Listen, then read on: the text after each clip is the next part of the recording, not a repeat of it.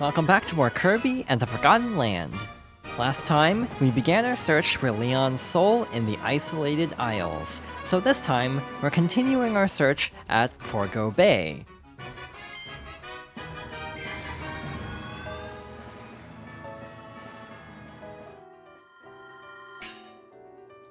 Honestly, I don't remember this area. For some reason, out of all of the isolated isle stage, I think this is the one I remember the least, because I think I had the least trouble with this one. I actually had trouble on the first stage, partly because I didn't realize the game would flat out tell you when you found all the soul pieces, until like the very end, and then I was like, oh, the game actually tells you when you're done, meaning I missed a lot. In this area, I feel like I found everything pretty easily, but that means I actually don't remember where everything is, which might make this interesting.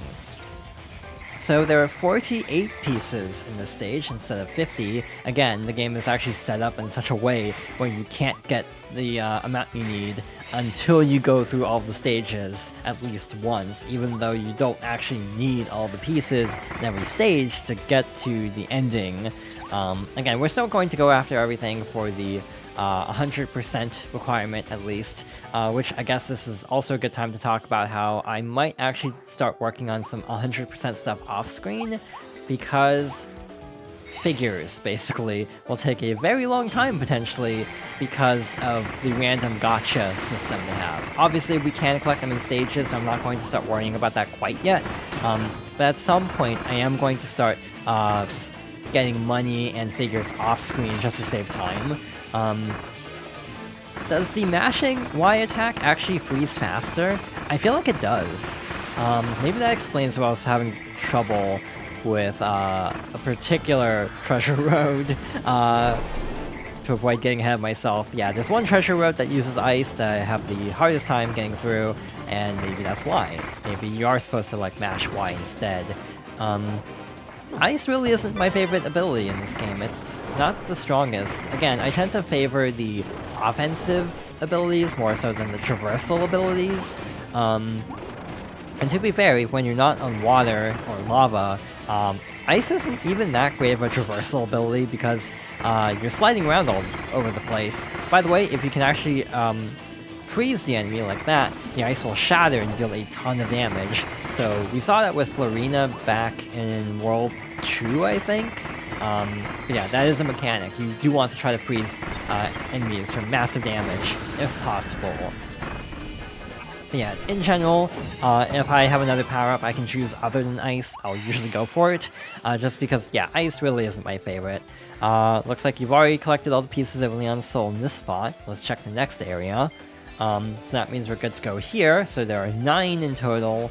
It is nice that there are clusters of them, so we don't have to worry about finding like individual soul pieces in every area. There are plenty of like ones that are grouped up.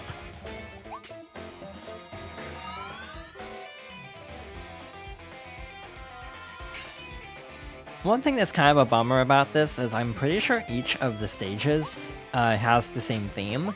Which I think is how Heroes in Another Dimension did it, but still, I kind of wish there was more music, like individual songs for each particular isolated idle stage.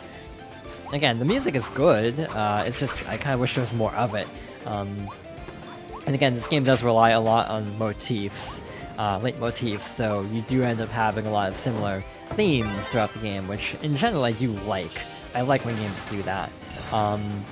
But it does mean that there is less like variety in a way. I think about that a lot with game soundtracks, how like some soundtracks are very cohesive and some are just like chaotic as heck, but are incredibly varied in a way that makes them really interesting.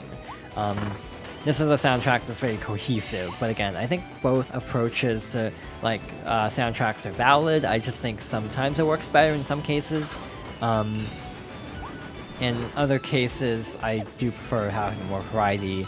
I think of like Sonic games as an example, how some games will have like one genre of music for the entire soundtrack, and then other games have like separate types of music for each like character type, and thus it creates a much more varied soundtrack, but a less cohesive like overall soundtrack, if that makes sense.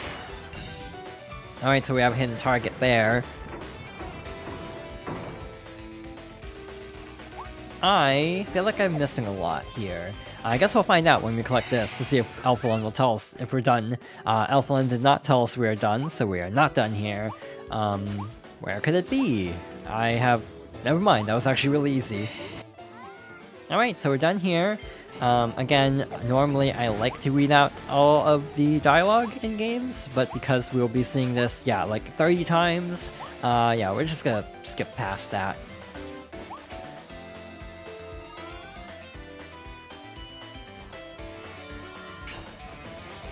I feel like it's not even that we'll see it 30 times, but also we'll see it a lot in a short span of time. Also, like, 5 times per stage. It's kind of a lot. I do feel like this is a problem with Nintendo games in particular, is a lot of times they end up, like, going through information more times than necessary. At least in this game, you can speed up the dialogue. There are actually cases where you can't, and then you just have to like sit through the dialogue every time, and that's not great. But in most cases, like in this game, you can speed through the dialogue pretty quickly. Also, by the way, I didn't really talk about this, but the D2D fight is really annoying if you miss a mission. Because every time you go through that stage, like, for example, say you have to get every mission individually, which thankfully we didn't. We got it first try. Say you have to actually go through the stage again. Every time you go through the D&D stage and finish it, you actually have to watch the cutscene going into Lap Discovera. It's actually really weirdly designed. I feel like it's not entirely necessary to immediately segue into the next stage, but it actually makes going for the missions really annoying. Again, I'm really glad we got through that first try to avoid having to like sit through. We can still skip the cutscenes, obviously, but it's still not like as seamless as like exiting a standard stage, if that makes sense. Alright, so there's a ledge over here. I'm very suspicious, and I had a reason to be suspicious. Is that all of them? That is all of them. Again, it's so helpful having Alphalon just be like, hey, you're done here, move on. Instead of being like, do I have everything? I have no clue. Wait, did I drop fire for sword? I mean, okay, I'll be honest, we've been using fire a lot this playthrough. I think we should use sword for a bit. I say as I feel like we'll not actually use it at all in the next section because of how it's structured, but we'll see.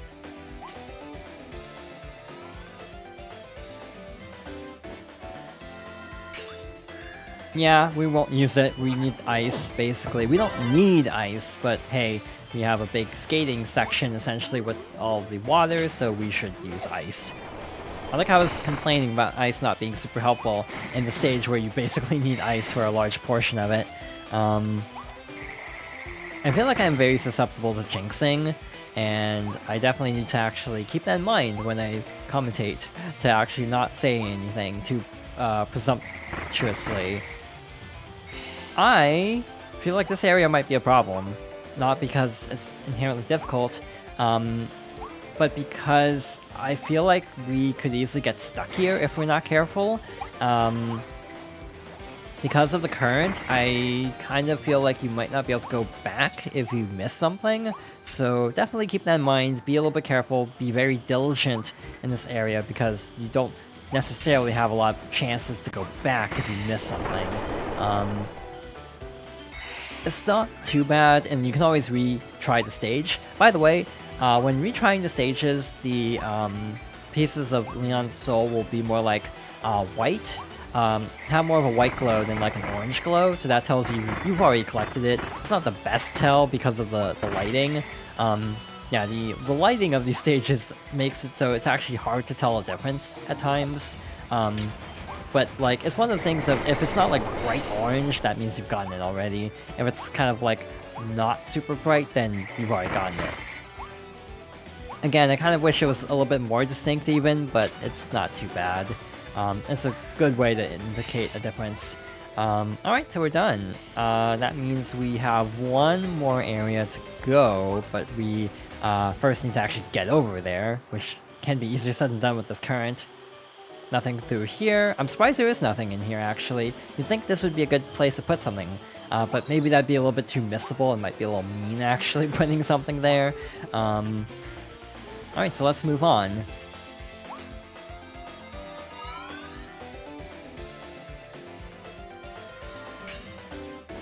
This stage I remember very distinctly. Not because it's difficult, but because I misread the surroundings and had to go through this twice when I didn't actually need to.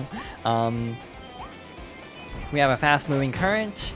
Hammer is not good for this. Why did I think to go with Hammer for this? Toy Hammer wouldn't have been bad, but Wild Hammer is a little slow, so not the best choice. There is a retry warp star at the end of this path, but make sure to actually look around when you've finished here to avoid having to redo a bunch, as I did on my first playthrough. Alright, so now we have a fun task of actually going backwards as stairs, dodging all the cannon fire and trying to make our way over to the ring on this little platform. And now we have a very fun section of trying to actually quickly spin windmills while being pushed away as a ring. So yeah, this is why there's a retry, because it's very easy to actually reach the end and not necessarily get everything you need.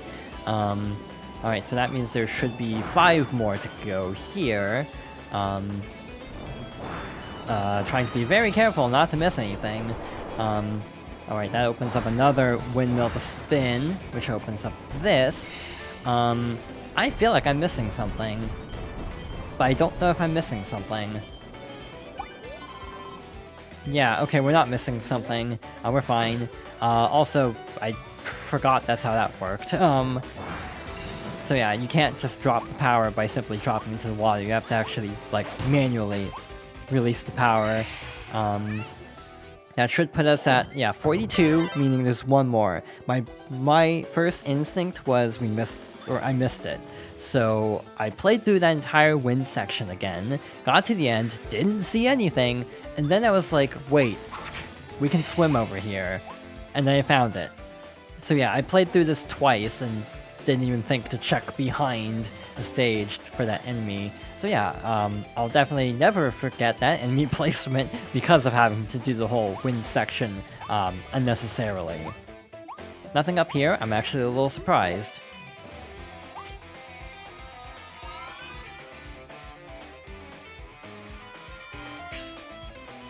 Alright, so we have a few power-ups here. Drill and Bomb. I think I'll actually stick with Sword, though, especially Meta Knight Sword.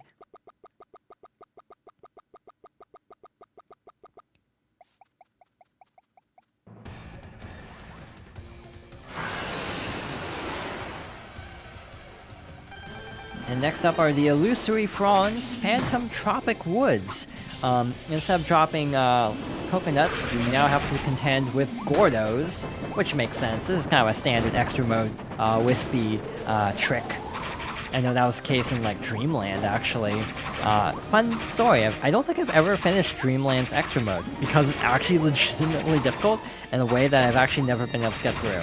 I actually wanted to do a Let's Play of Kirby's Dream Land and go through the main game in extra mode, and I genuinely could not get through extra mode in practice. So yeah, Kirby games, known for being really easy until you get into the post game, and then they will absolutely hold nothing back.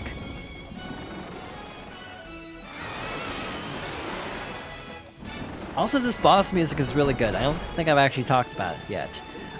New attack here. There are these gates that will basically act as a maze for us to get through. Let's charge up and deal as much damage as possible with a spin attack.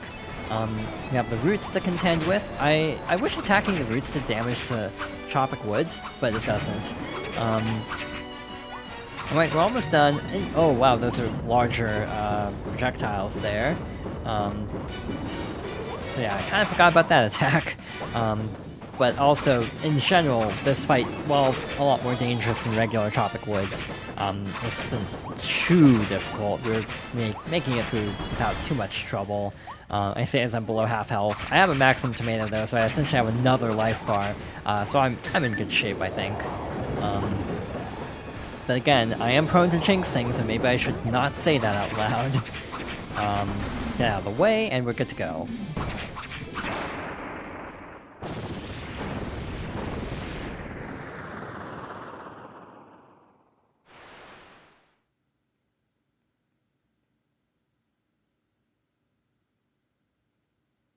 And they're the final pieces of Leon's soul for this stage.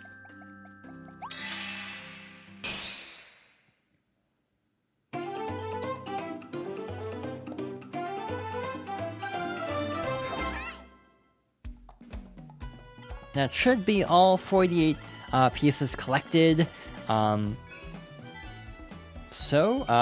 not bad. I actually remembered more of them than I thought.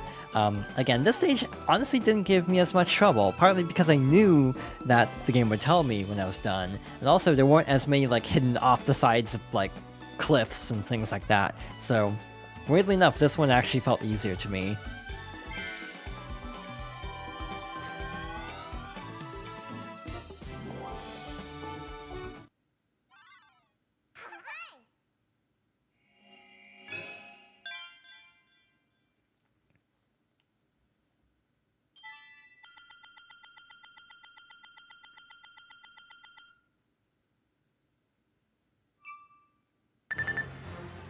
We are not in great shape, honestly, even though we have a maximum tomato. I'm not scared because I got you right by my side, right? Kirby, right? Right. So we unlocked Forgo Park, which is obviously based on Pandaria. Yeah, so basically, the pattern is all these are based on the regular stages, ending with a version of Lab Discoverer. So yeah, these stages are actually fairly long compared to the regular stages. So I think we'll save the park for later. For now, by the way, I want to check something. You can also exit through this vortex, but you can't just press B. It's honestly a lot easier to just press B than to locate this. Also, I don't really like flying through here very fast because it's a little trippy. So yeah, I tend to kind of stay towards the center because actually going to the levels back and forth, yeah, that's a lot of camera motion.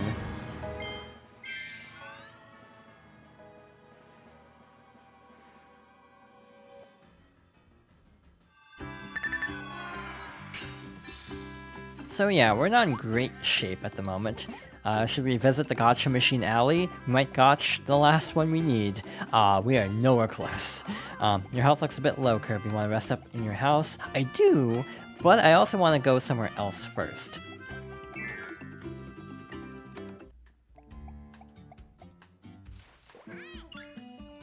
Whoa, is that a masked hammer blueprint? I want to make that. Gimme, gimme. Alright, let me get my tools ready. Then we'll get this evolution started.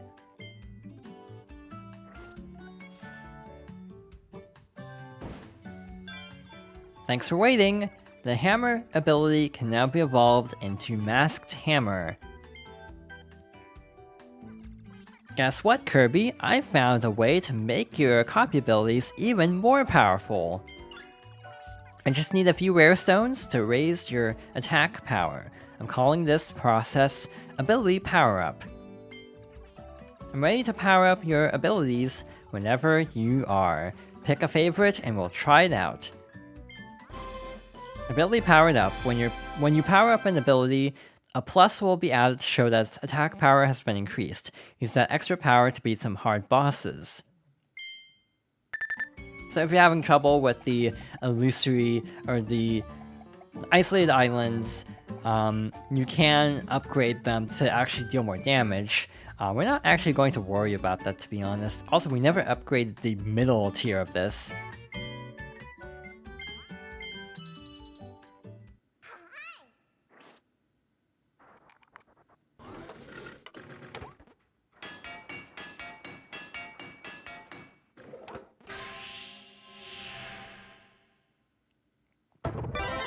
The sword ability has evolved into Gigant Sword. This evolution will allow you to enter the portal for the Gigant Sword treasure in an original wasteland. Go try it out. I'm promptly going to change this back. This ability is now set to Meta Knight Sword. When you find this ability in the stage, it will be set to Meta Knight Sword to match. Also, just to show it off, if you press X, use 1,000 star coins and 2 rare stones to power up the Meta Knight Sword ability. To tell the truth, I actually got through everything in this game without doing this. So I think I'll try without upgrading first. If we get to a point where we're actually actively struggling, I may consider actually powering up some of these abilities. But for now, I think we're fine. Also, I missed a rare stone in the bay. Assuming every stage in the Isolated Isles has a rare stone, I definitely missed it because I did not see it. Would you like to evolve the Ranger ability into Space Ranger?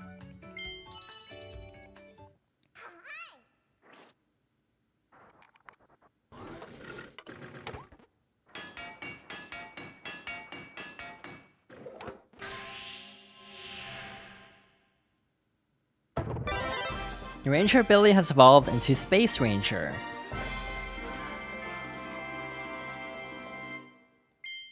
This evolution will allow you to enter the portal for the Space Ranger treasure in Redgar Forbidden Lands. Go try it out. So, Space Ranger is actually one of the most broken abilities in the game. Like, Ranger isn't, like, bad by any means, but it's not super great at first. Once you get to Space Ranger, it deals a ridiculous amount of damage.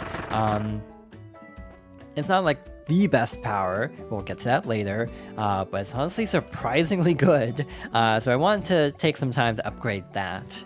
And for our final upgrade for now, would you like to evolve the Hammer ability into Masked Hammer?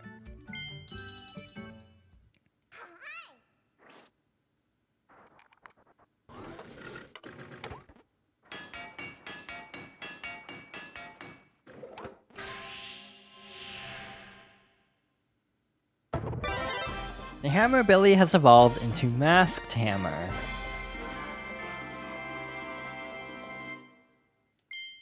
This evolution just opened a new treasure road portal in Redgar Forbidden Lands. Go try it out. So now we have two hammers. Honestly, way better than Wild Hammer, if you ask me. We also make fire tornadoes, like DoD did in the final boss with him. So yeah, this ability is really good. Very powerful, hence why it was used by one of our last bosses. Actually, will this work? This might work for what I want to show next. So, I don't know if this will actually work, but let's head over to our house. By the way, I don't know if I've shown this, but you can actually drop down from the ceiling, or from the chimney. Also, let's say hi to Bandana Waddle Dee. If you want a second player to join you, just call me anytime through the +pause menu. I'll rush over. He had less to say about Elfin being rescued than I thought he would.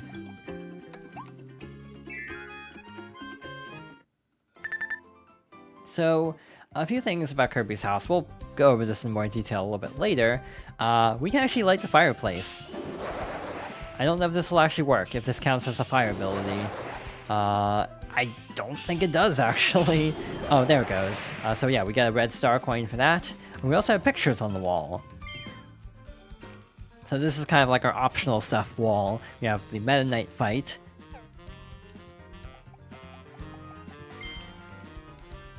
Over here we have some additional pictures of various minigames and for completing the story in the top left. So yeah, this is kind of like, yeah, for optional stuff and main story stuff. Nice way to track progress in a sort of charming way. Sadly, the book does not update to include later or earlier Kirby games. I wish it did.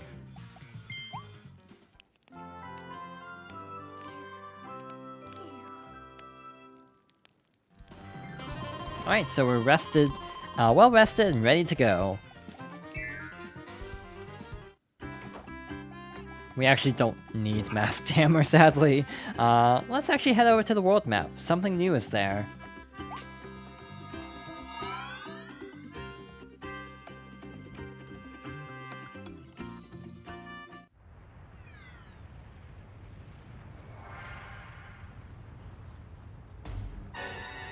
Surprise, surprise, we have a lot of rare stones left. That's basically all we have left in the main world map. we'll gradually chip away at these throughout our trip through the Isolated Isles. Let's go through the Conemouth treasure. Pierce the floor, up and down tower.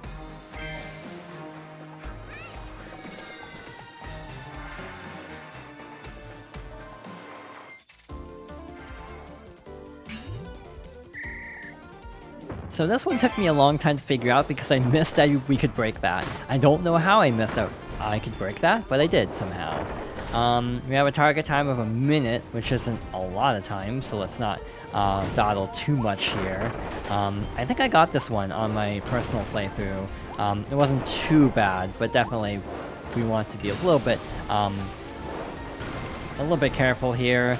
But yeah, as we work our way through the Isolated Isles, considering the stages are fairly long compared to the regular stages, we'll most likely only get through one per video. So in the meantime, we'll keep working towards 100% by going through all the remaining treasure roads that we have yet to see. Some of them are actually really long too, like the later treasure roads have like final times of like, you know, 3 minutes or so. So yeah, some of them will take a bit of time, but we'll gradually chip away at them.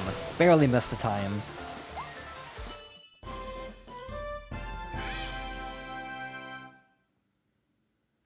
Off by 1 second, 1.5 seconds. Oh well, I think I did take damage, so that probably is what did it.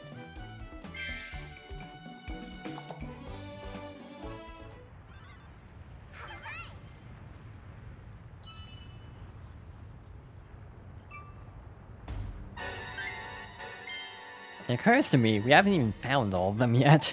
Yeah, basically every area has like 2 hidden ones on the world map. And then we still have to find those, and then we still have one ability that is story locked, and that has a treasure road. So we will have to... This is part of the reason why I didn't really feel the need to rush through all the treasure roads, because we can't even do them all yet. Because we still have one ability, or one upgrade we still haven't found. So 12... 21, like 31, 32. So yeah, we have about like over 30 left. So this will take a while, but we'll gradually work through them. For now, let's head over to town.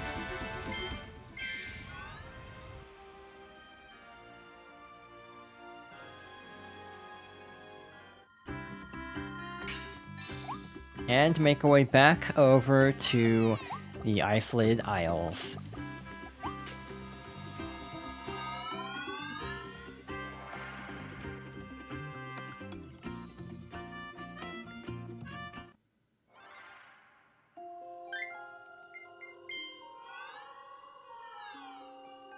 So we'll see what Forgo Park has to offer next time. So thank you for watching, and I hope you thank you for watching, and I hope you'll join me next time for more Kirby and the Forgotten Land.